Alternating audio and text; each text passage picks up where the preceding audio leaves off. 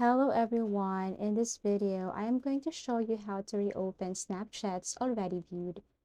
All you have to do is to open or launch your Snapchat application, go to the chat box.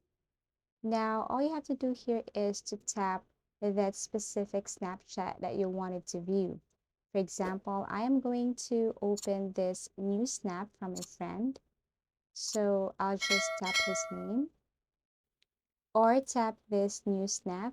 So as you can see, I am currently viewing or watching the snap that he has sent to me.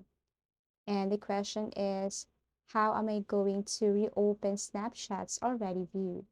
So if I'm done watching this new snaps that he has sent, I can see an option here that says view again.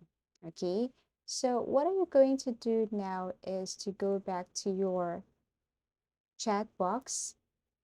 So in order to see the replay option, you need to hold to the video or the snap that he has sent to you. When you hold this one, you can see the replay option. Then you can view the snaps again. Or you can also save this snaps in order for you to view it again and again or watch it all over again. Okay, so that's it. That's how easy it is to reopen Snapchats already viewed.